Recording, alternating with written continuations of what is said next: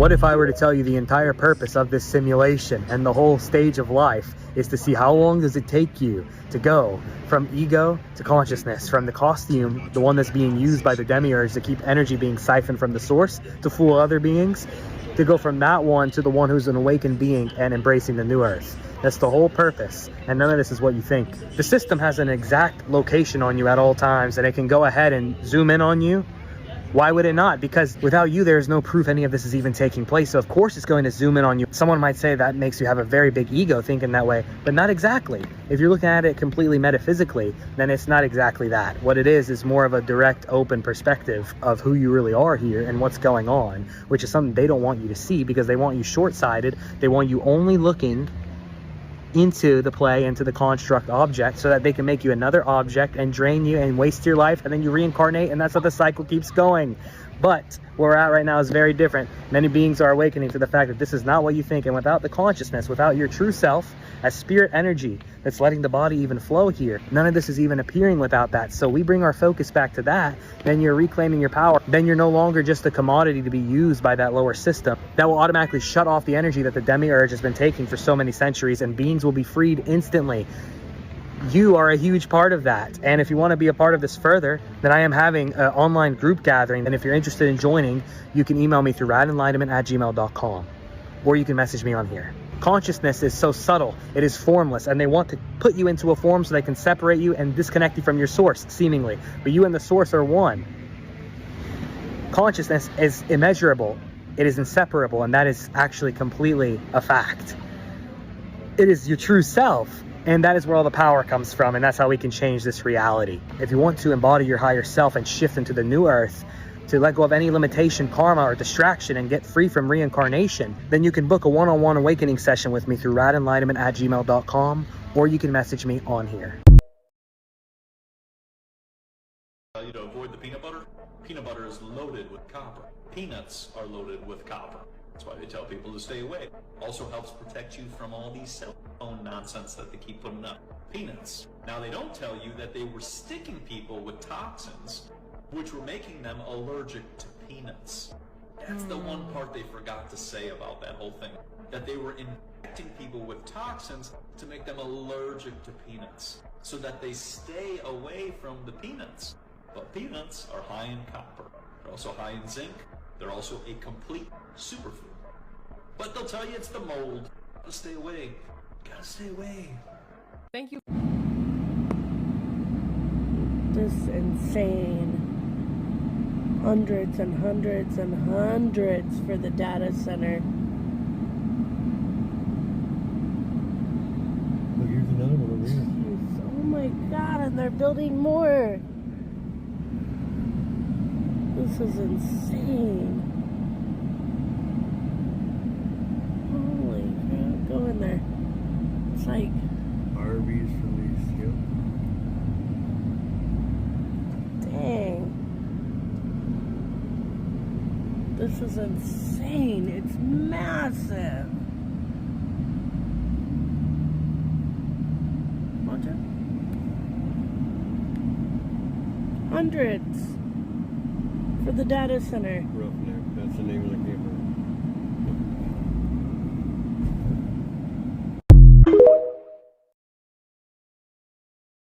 Don't just freaking walk by these things. Look, be aware. You see these markings? These ain't graffiti. This is a coded grid system. And what you're looking at right here, this isn't for utilities. This is resonance tech. Got 4 lines, each with a circle right in the middle.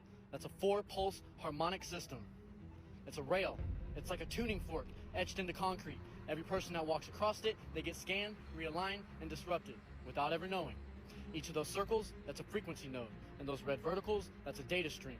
They're not pulling pipes, they're pulling patterns. Your breath, your pace, your aura. The pulse system where it continues into the route.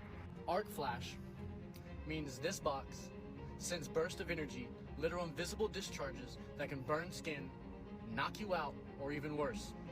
But what they don't tell you is it also throws resonance pulses into the field. Not just physical danger, energetic disruption, guys. This is how they condition crowds. Pulse fear, control flow. It isn't science fiction. It's right here on our sidewalks, guys.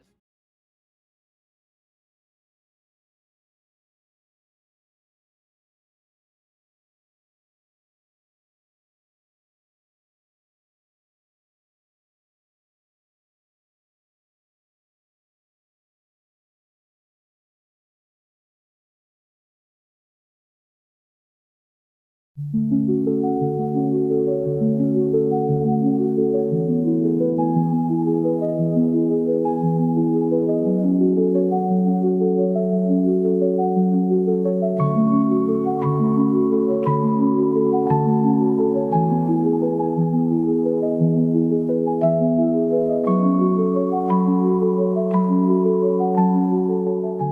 wait, come back. We're not done with that conversation yet.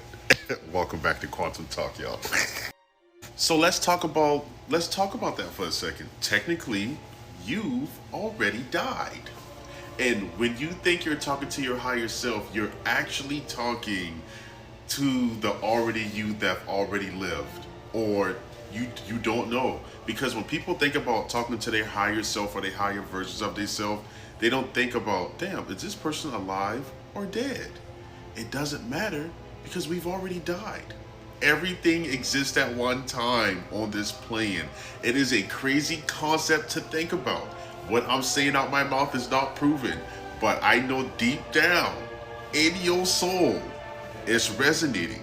Because what is talking to your higher self? What is that? Why do people go to church? Why do people feel a need to be spirituality? Why do we care about what a man did 2,000 years ago? I'm just technically, y'all, we've already died. And when we talk to our higher selves, we are talking to multiple versions of ourselves that has already died and lived multiple different lives, timelines. Everything is us. Everything is us, and us is us. Whew, yo, okay, I was starting to lose it, y'all. Quantum mechanics is nothing to play with, y'all. The more and more y'all learn about this, the more and more life just get crazier. Because I really want y'all to soak in the concept of what I'm trying to tell y'all. We've already died. Everything exists at one time in the quantum field. And with the help of understanding quantum entanglement, when we talk to our higher selves, or people who want to say they talk to God, the universe, Mother Nature, you are talking to the spiritual version of yourself that's already transcended this body.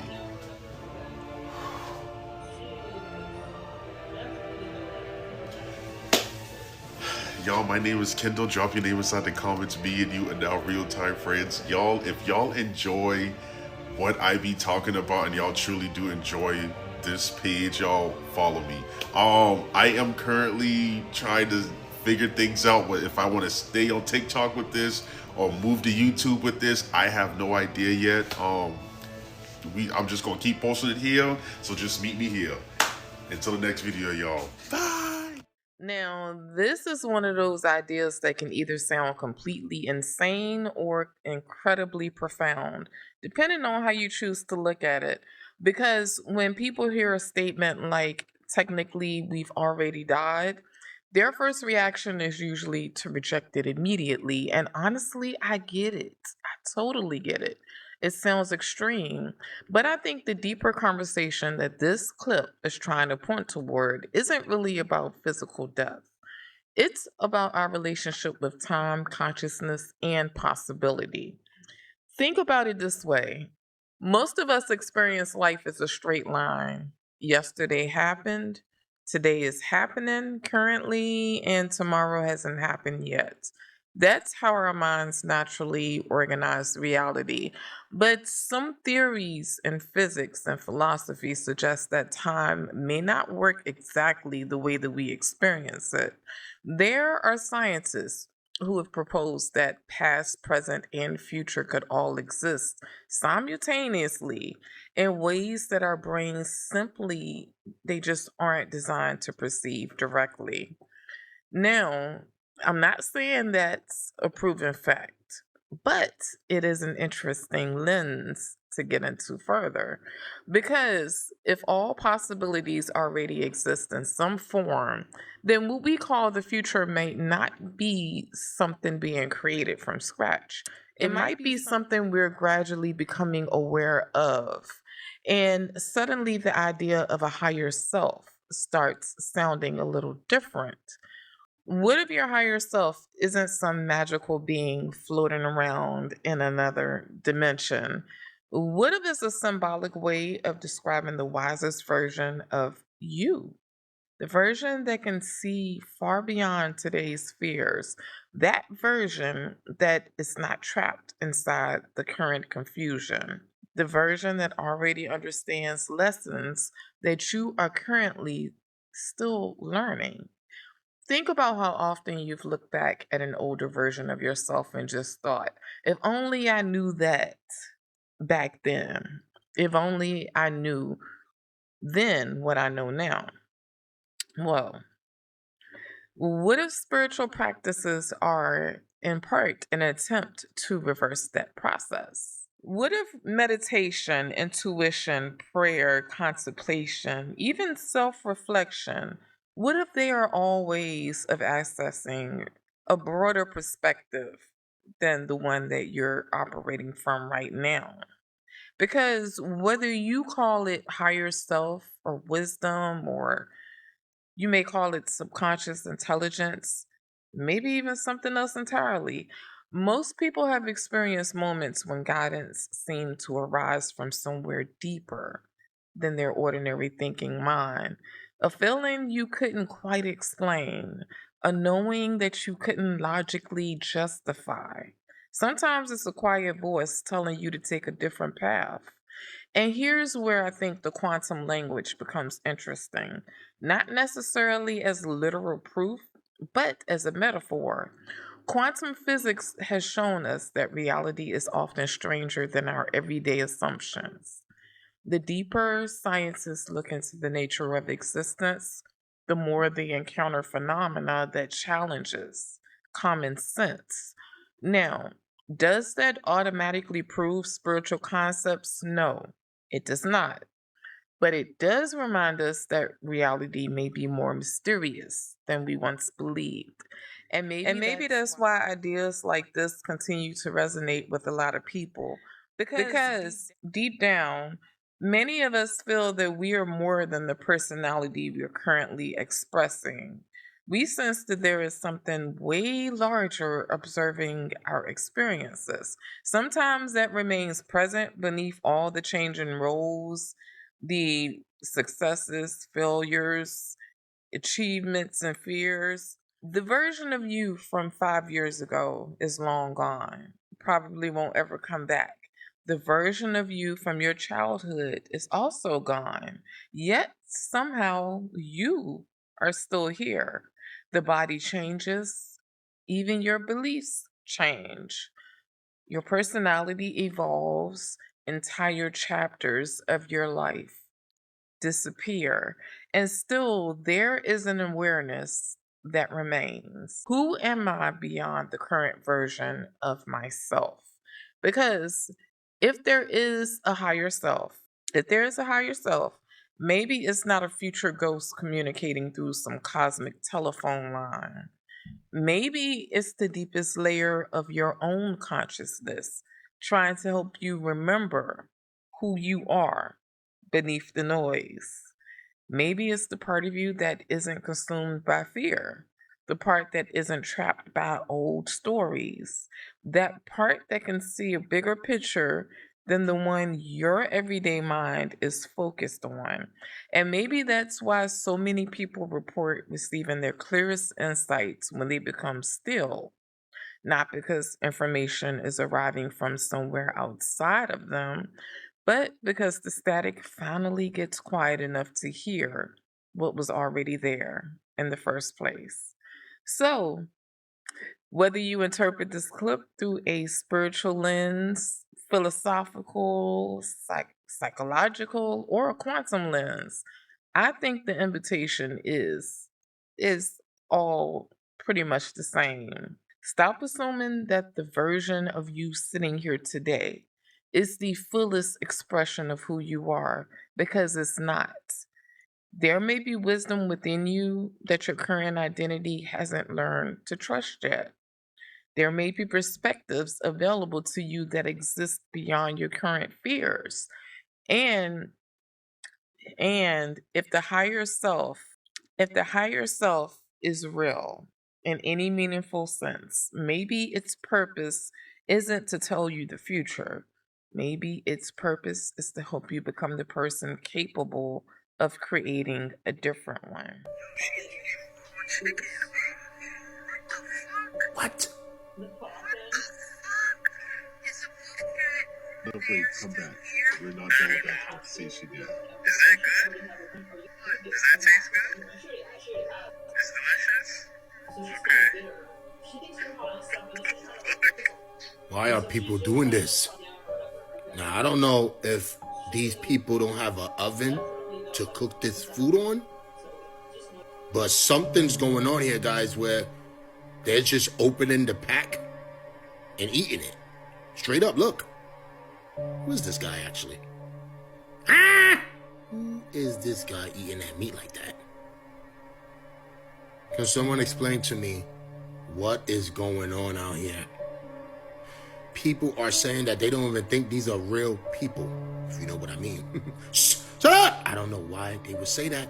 This is a real person behind the wheel of a car eating raw meat. Can't forget about this lady casually walking down the block, opening up a pack of chicken. She could not wait to get home to cook it. She started eating it right there. What is going on out here, guys? And you know what's going on with the chicken.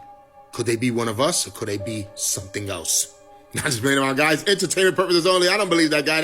This is probably AI. That meat was cooked. You can't see it from this angle. That was cooked. It was fried chicken too. I don't know. Let me know. I'm out. I come to the conclusion that the reason why they made that movie Left Behind because of the rise in consciousness.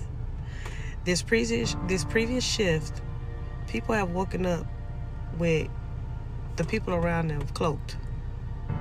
Yeah. Experiencing a higher frequency timeline because of the shift. I don't know the timeline, or because I know time doesn't exist, but whenever this decides to happen, we're gonna wake up and the only beings on this realm that's gonna be here is us. Everybody else, y'all gonna be left behind in old realities, driving each other crazy. Hell is a state of mind, and that's where they're going to have everybody at. And it's going to get bad. It's going to be toxic. It's going to be a lot of unaliving. It's going to be a lot of grapings. It's going to be a lot of illings. It's going to be a lot of that going on. And you guys are going to be there. And we're going to be already merged with the planet in peace. Now, this is one of those topics I know a lot of people are going to have different opinions on. And I'm not saying anyone has to see it the way that I do. Absolutely not. But when I watch clips like this and hear people connect movies like Left Behind to spirituality, I think they're talking about something much deeper than what most people actually assume. From my perspective, it's not really about people physically disappearing. It's about consciousness.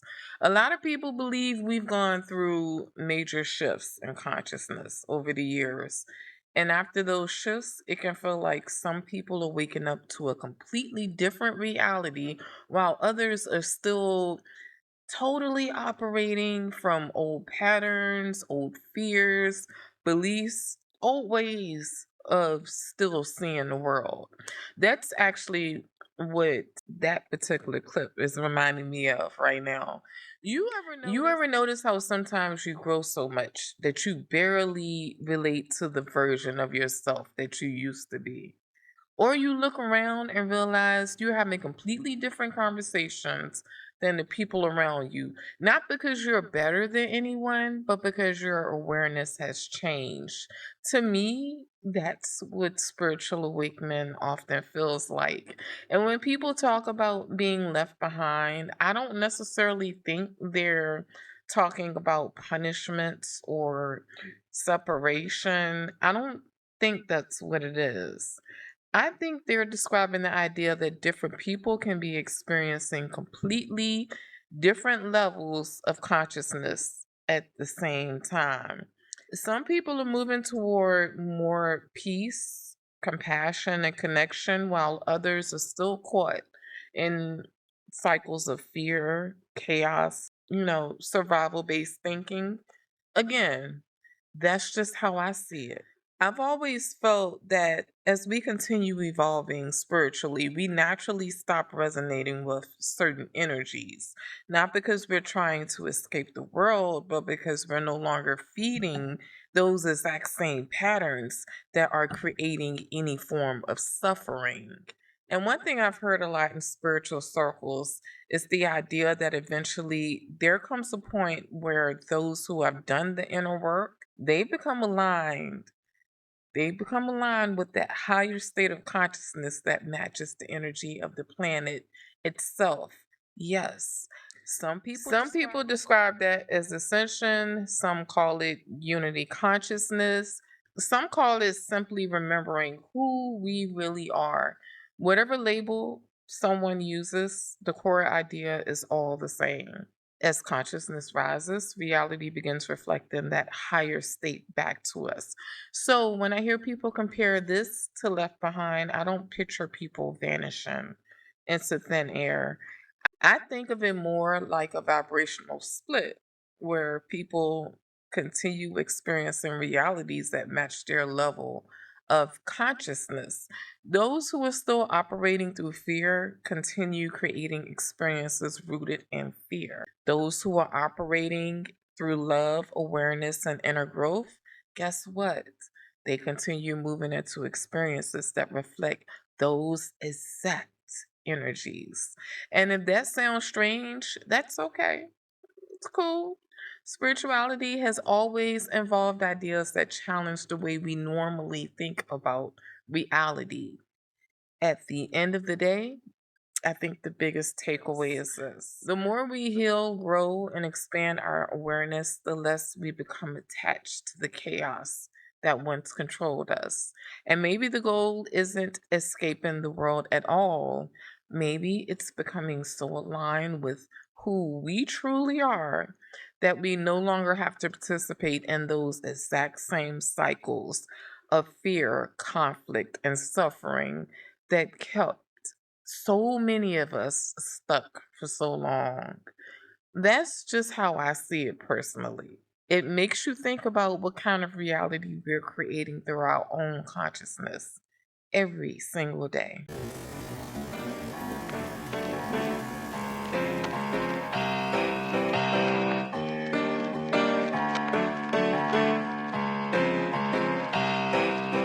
As we close this conversation, I want you to think about something. What if the most important thing isn't whether every theory we discuss tonight is literally true? What if the real value is what these ideas reveal about the way we think? Because whether we're talking about collective consciousness, higher selves, intuition, or the power of belief, all of these conversations seem to circle back to the same place: awareness of what you're focusing on, awareness of what you're feeding your mind, and of the stories you're accepting as reality.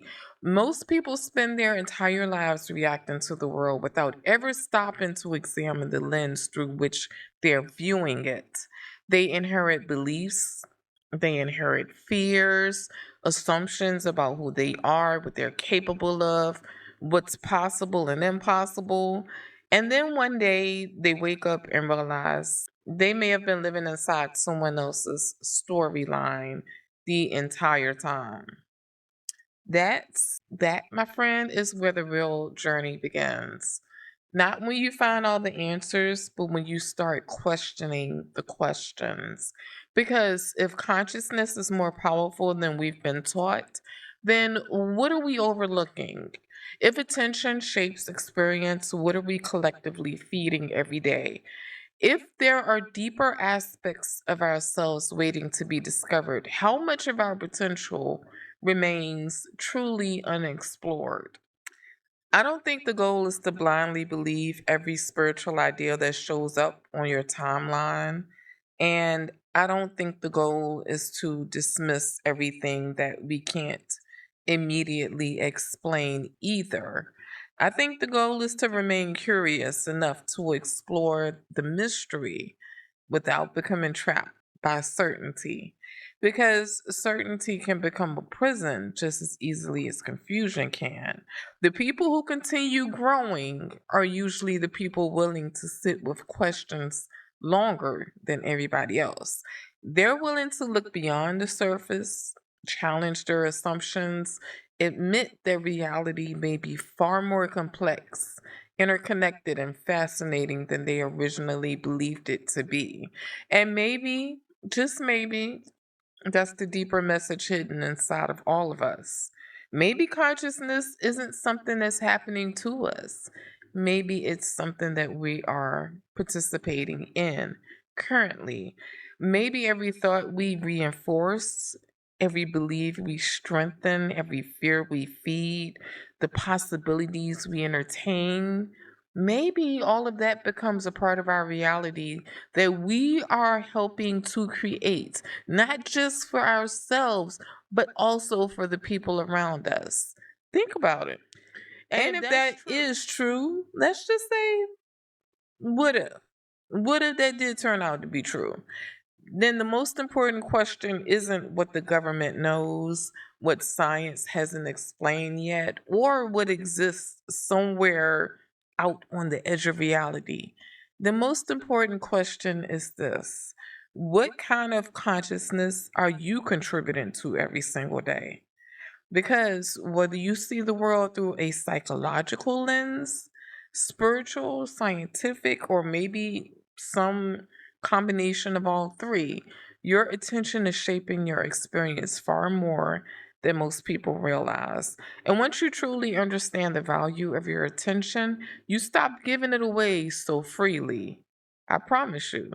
You become more intentional, more aware, and conscious of what you're reinforcing within yourself. And that's where real transformation begins. Yes.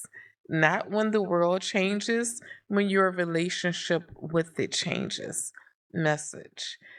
And with that being said, once again, thank you for making it this far.